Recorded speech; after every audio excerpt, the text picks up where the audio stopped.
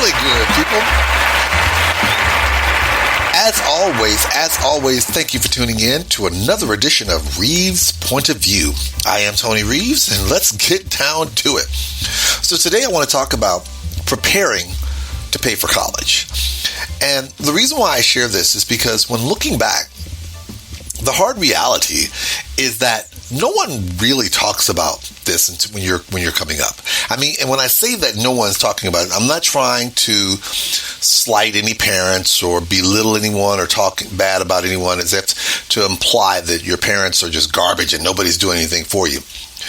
The reality is that when you're coming up through your teenage years, your main focus is, if college is your goal, your main focus really is to do what you want to do what you need to do in order to put yourself in the best position to be able to get admitted to school. Admissions is really all you're focusing on. So it could be the extracurricular activities, it could be sports, it could be your grades, it could be your test, ACT and the SAT, whatever the case may be. And mindful, also being mindful of the fact that we're now in a generation where a lot of schools are no longer accepting testing or they're not requiring it. So your main focus, if going to college is your thing, is getting admitted. But what people don't talk to you enough about is financing of it. I mean, why, in terms of understanding what it's going to take for you to go. Because let's be honest, if you're a kid, hearing terms like room and board, that's a whole new concept for you. Tuition, they didn't really know what that means. So what ends up happening is that we get conditioned, especially as kids, we're looking at the eyes on the prize, the school, the academia, the academic setting, the young professionals and all this so forth. All those things are wonderful. But what doesn't happen is that we don't have that hardcore discussion about what it takes to finance schools, whether it be scholarships, Pell Grants, loans, work study, all of those things, or even out of your own pocket. All of those things are really parts of the discussion that we actively don't have. So when you're finding yourself in that position, especially if you've got kids, when do you actually start having those conversations? I can tell you from my standpoint, I don't think my mom and I ever had those discussions. I mean, I knew I wanted to go to college. I knew there was eventually a college I wanted to get accepted into. But then everything after that, I was kind of on my own. And it wasn't a knock on my mom. My mother went through at a very different time.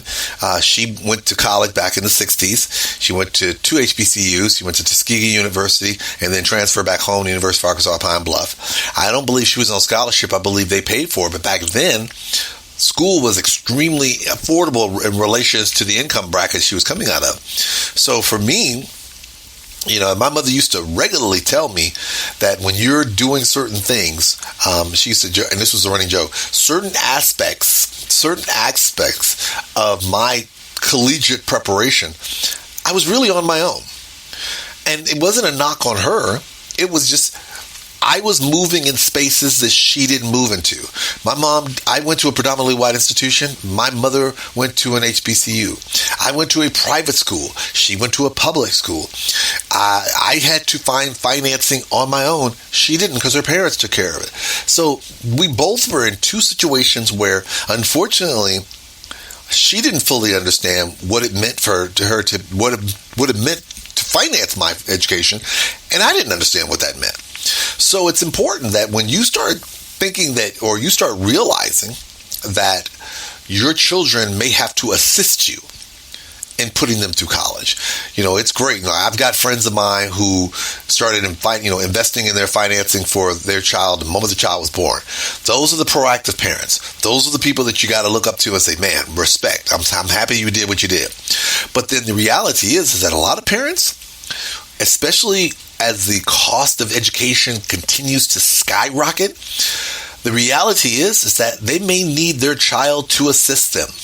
That assistance may be through Pell Grants. It may be through other types of grants. It may be through scholarships. It may even be student loans.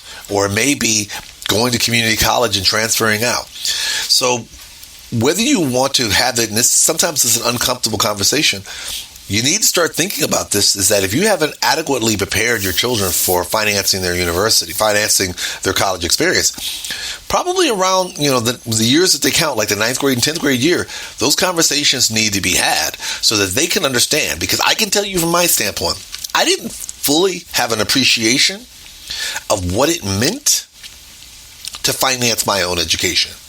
But I can tell you in the long run, now I'm a person who proactively talks to kids and tell them, listen, follow the money, because the goal is not to go to the dream college. The goal is to get in and get out so that you can create your dream life. Don't let your financial expense from your college drive you into thinking, I got to go to this dream school, because the school is just a vehicle to get you to the life you want to.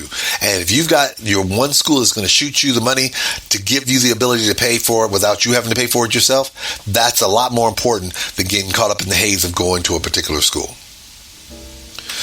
All right, everyone, again, thank you for tuning in to another edition of Reeves' Point of View.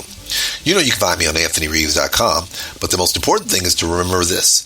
At the end of the day, my favorite question of the day is always going to be, are you ready for the Anthony Reeves experience?